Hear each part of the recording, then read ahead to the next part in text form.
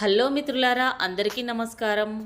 ఆడవాళ్ళు ఏం చేయకపోయినా ఎవరూ ఏమీ అనరు. అదే మగాళ్ళు ఏమీ చేయకుండా ఇంట్లో ఒక్కరోజు ఖాళీగా కూర్చుంటే అతనిని మనిషిలా కూడా చూడరు.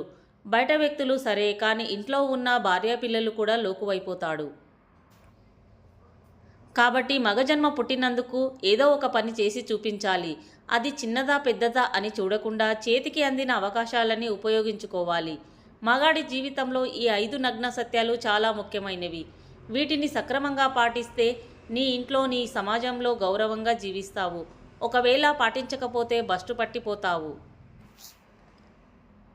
1. ఎచ్చులకు పోవడం.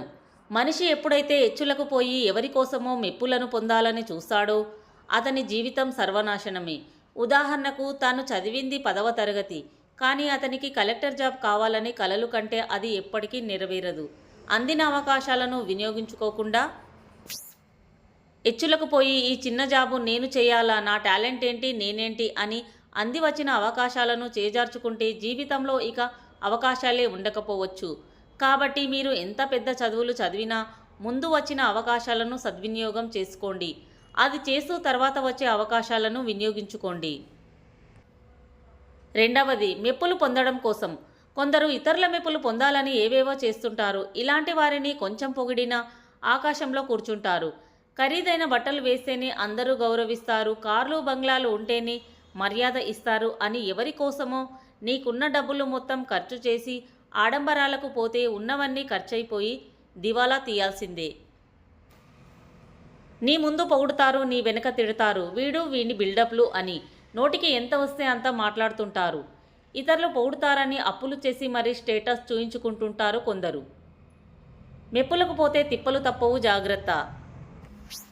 3. పరస్త్రీ వ్యామోహం. ఇంట్లో ఉన్న భార్యను పట్టించుకోరు, కానీ పరాయి స్త్రీ కనిపిస్తే చాలు సొల్లు కార్చుకుంటూ చూస్తారు. నిన్నే నమ్ముకొని ఉన్న నీ భార్యకు ఎలాంటి లోటు లేకుండా చూసుకో. ఎవరో పరాయి స్త్రీకి ఆపుట సుఖం కోసం వేలకు వేలు తగలబెట్టడం చాలా తప్పు. దీనివల్ల నీ భార్య ఎంత కృంగిపోతుందో చూడండి. ఆడదాని ఉసురు అంత మంచిది కాదు. నీకు నచ్చినట్లు నీ భార్యను తయారు చేసుకో. నీకు ఎలా అయితే నచ్చుతుందో అలా ఉండమను. అంతేకాని ఇంట్లో భార్య నచ్చలేదని పరాయి స్త్రీలతో తిరగడం కరెక్టు కాదు. తాళి కట్టకముందే ఉండాలి. తాళి కట్టిన తర్వాత ఆమె ఎలా ఉన్నా నువ్వు స్వీకరించాలి. జీవితం అంటే కేవలం పడక సుఖమే కాదు కదా, ఇంకా చాలా ఉంది. జీవితంలో పైకి రావాలనుకునేవారు ఎవ్వరూ కూడా ఇలాంటి తప్పుడు పనులు చెయ్యరు. మిత్రులారా, ఈ వీడియో కనుక మీకు నచ్చినట్లయితే ప్లీజ్ కామెంట్లో మీ అభిప్రాయాన్ని షేర్ చేయండి. అలాగే వీడియోను ఒక లైక్ చేసి ఇలాంటి మరెన్నో ఇంట్రెస్టింగ్ వీడియోల కోసం మా ఛానల్ని సబ్స్క్రైబ్ చేయండి. ధన్యవాదాలు.